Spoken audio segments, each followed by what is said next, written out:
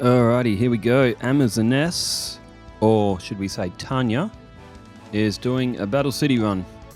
The deck is made completely of Amazoness cards. Only Amazoness specific cards.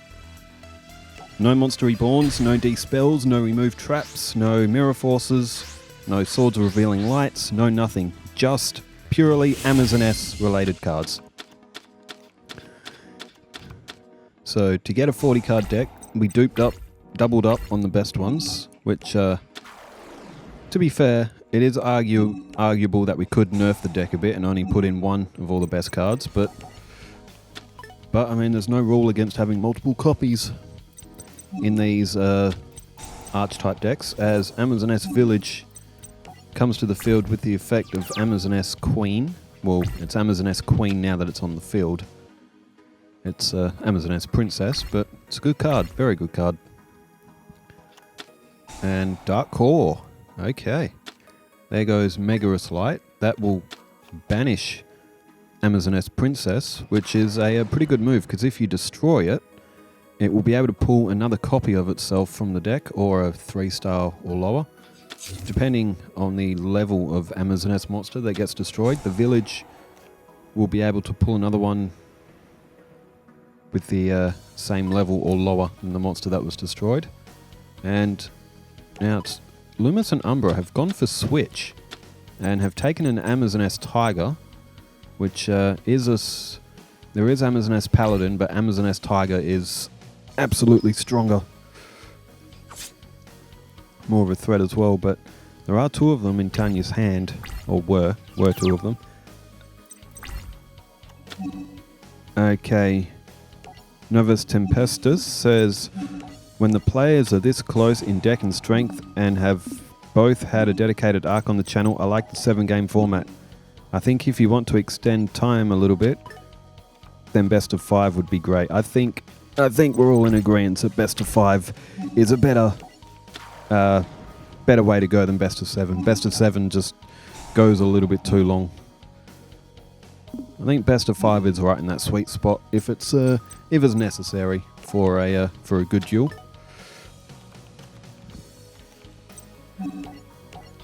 Okay.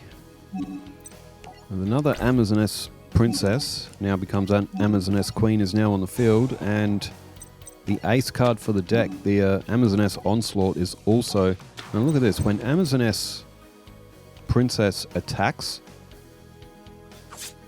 you can lose the attack, but if you call the Amazoness Queen to the field, you can call any Amazoness monster to the field when that attacks. Even the Amazoness Queen at like 6 stars. This is... And there's Amazoness Onslaught. With this combo on the field, with Amazoness Queen, the actual Amazoness Queen on the field, other Amazoness monsters, or actually all Amazoness monsters, cannot be destroyed by battle. There's an Amazoness Tiger, but it's on Strings' field, it's the one he stole, but again, it won't do much. Even if they attack right now, Amazoness Onslaught will remove them from play. And they can't be destroyed by battle, so what would Strings do here? He's played Mask of... Is that Mask of the Accursed?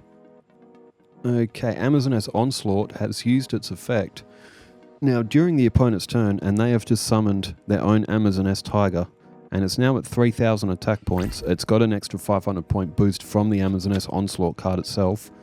That'll only last for a turn, but with Amazoness Tiger, if there's other Amazoness monsters on the field, you can only target Amazoness Tiger. It, again, is a very good card. And there's nothing that Lumis and Umbra can do here.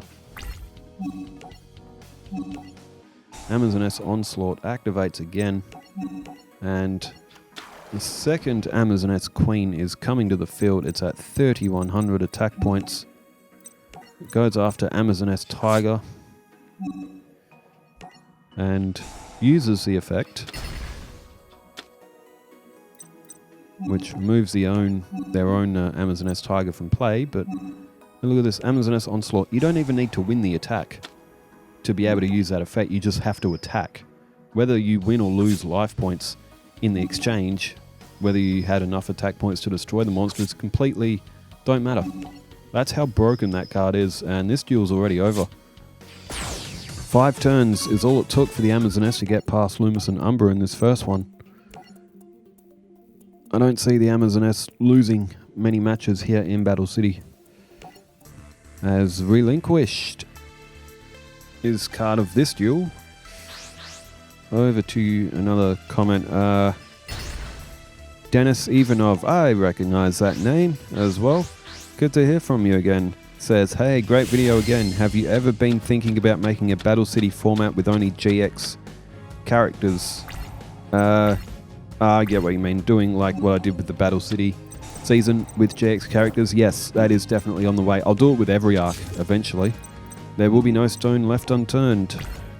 And says, yeah, it is not their timeline or format, but GX doesn't have such tournaments like 5Ds and dueling monsters.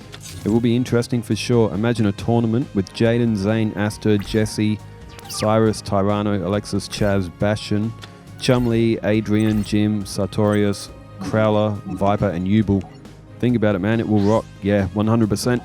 There will be GX tournaments. Probably about a month or two away. Because that's a lot of deck creation as well. But yes, 100% there will be a tournament like that to come out with the GX characters as well, a GX season. As Amazoness Queen is already on the field. It was actually tributed to get on the field. That's a unusual play to get it on the field. Usually you can get it with Amazoness Queen. 11 Eargull says, Cura Mermaid is a 4-star monster. Gravity Bind affects all monsters regardless of which player it belongs to. That was probably me not being attentive enough to the duel and either not noticing it was still on the field or just not noticing something. As Amazoness Sage comes to the field, Gravity Bind is a really good card though as well. Gravity Bind and Raging Flame Sprite, that is a deadly combo. I've actually got those 2 cards for real. I used to use them in my deck.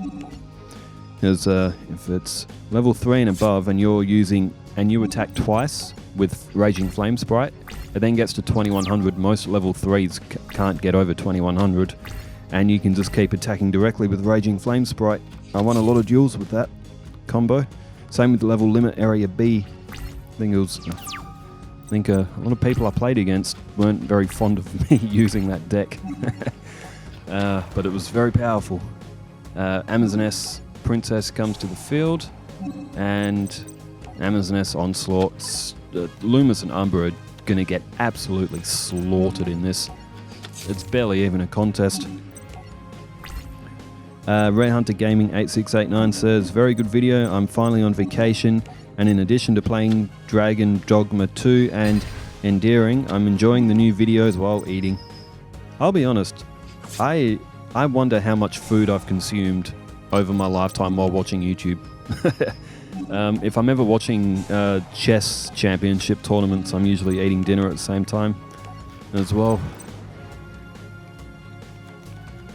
I think what tournament of chess was on? I think there's one currently going. It's not the World Championship. That only was just played. I can't think of what the name is.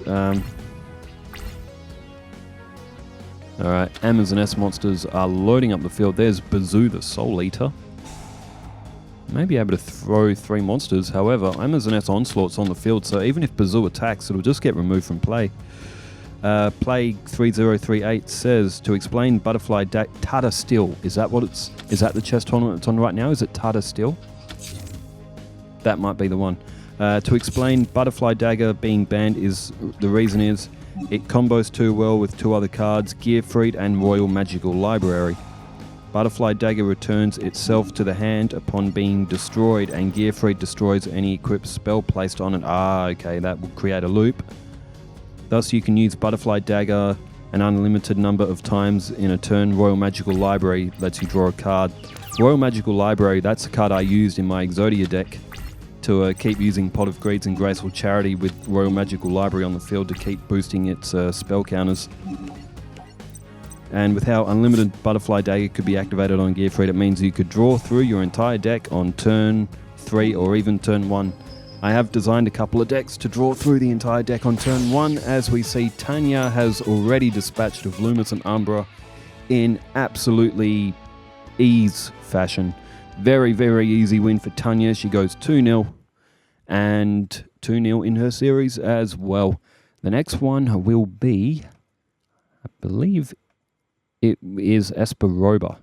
And there is one more match. It is Raphael taking on Weevil Underwood in Duelist Kingdom. So thanks everybody for tuning in. Wherever you are in the world, stay safe, take care, farewell.